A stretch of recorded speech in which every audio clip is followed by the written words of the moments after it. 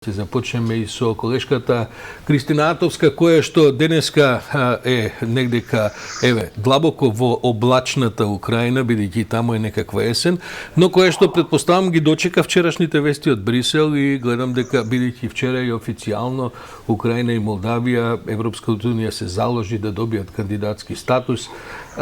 Ние знаеме што значи да се добие кандидатски статус, освен ура тој ден кој ќе го кажат, потоа допрва почуваат маките.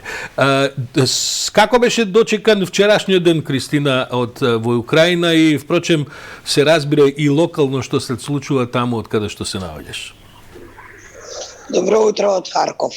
Сашо се уште останав во овој град. Можам да кажам дека тоа беше не само најглавната, туку па и единствена вест во денот, секако дека беше дочекана со масовна радост, со масовно споделување. Сите вести кои беа пласирани во текот на вчерашниот ден се однесува исклучиво на веста дека Украина и Молдавија добија кандидатски статус за Европската унија. Ден предходно председателот Зеленски соопшти дека имал цел ден маратонски разговори, телефонски разговори со лидерите на членките на Европската унија за да ја добија таа поддршка меѓу тие земји со кои што последно разговараш, сомнеш дека може да бидат спорни за кандидатскиот статус, оглед на фактот дека ќе го поддржат овој статус на вчерашното гласање. Меѓу тие држави се и Бугарија и Грција, но во текот на вчерашниот ден видовме дека доа зелено светло и за Украина и за Молдавија. Како што кажам, веста беше пречекана со голема радост. Овде таа вест беше третирана како неверојатен, како историски успех. Па можам да кажам нешто слично, како што и ние ја пречекавме, но како што кажат и предпоставувам дека се уште не знаат, се уште не се свесни украинците што се може да значи овој статус, односно колку долго може да се држи една држава во ваков статус, оглед на фактот дека не е само војната, туку сепак Европската унија бара и многу други промени, внатрешни промени и на политички, и на правен, и на економски план за да... Обично русите не пропуштаат шанса вакви меѓународни вести да ги поздрават со една салва од гранатирања. Беше ли мирно ночиска во Украина или после веста од Брисел следуваше засилено гранатирање од страна Русија? Тоа е, за жал, реалноста. Можам да кажам дека во овој град никогаш не е мирно, ни дења, ни ноќа, така беше и вчера случајот. Најголемите напади сепак се случија во текот на денот, веднаш по гласањето, односно веднаш по добивањето на оваа вест. Па имаше неколку часа празни, па вечерта повторно како почнува полицискиот час, така почнуваат да летаат и руските гранати наваму.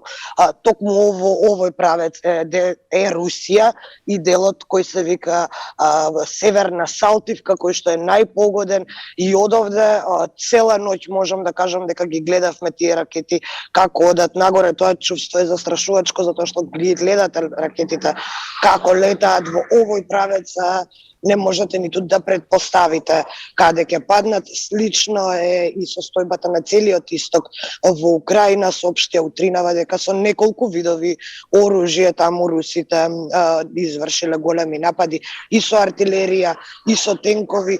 А она што пристигна како вест исто во текот на вчерашниот ден, после оваа вест за кандидатскиот статус, е дека во регионите или во градовите Запорожје и Херсон русите објавиле дека ќе држат референдум на 11 септември, што би значал отцепување на овие градови, но никој овде не верува дека такво нешто може да се случи, со оглед на фактот дека и украинската армија планира голема офанзива во овие региони, особено во Херсон, како што соопшти и пред некој ден тие ги замолија односно им препорача на граѓаните да се евакуираат преку единствениот возможен пат, а тоа е преку Крим, Русија и Европската Унија, затоа што очигледно е дека таму се подготвува огромна офанзива, оружје секој ден пристигнува овде во Украина. Последниве 2 дена пристигнати се големи количини на оружје за воздушна одбрана, така што можеме да очекуваме во наредните денови дека руските ракети и во помал број може да паѓаат ако проработи таа одбрана. Ова го кажувам затоа што кога додека беше Киев окупиран, пред украинците да го потрошат тоа прво оружје кое им беше дадено, кога го распоредија околу Киев и пука на руските ракети кои летаат, тогаш русите има само околу тие 3 дена има само околу 15% успешност и во градот Херсон. Во текот на ноќта русите искористиле 3 од своите крстосувачки ракети, секако упатени од Црното море, таму го чуваат тој арсенал со 6 бродови и огромен број крстосувачки ракети. Добро, Кристина, мислам дека е за ово утро доволно, бидејќи овдека нам ни е агендата набиена, ќе се занимаваме со сите реперкусии и контексти на вчерашните бриселски случувања. Благодарам на Кристина Атовска, таа ни се јавува Харкив од местото на настанот на украинско-руските фронтови длабоко на територијата на Украина.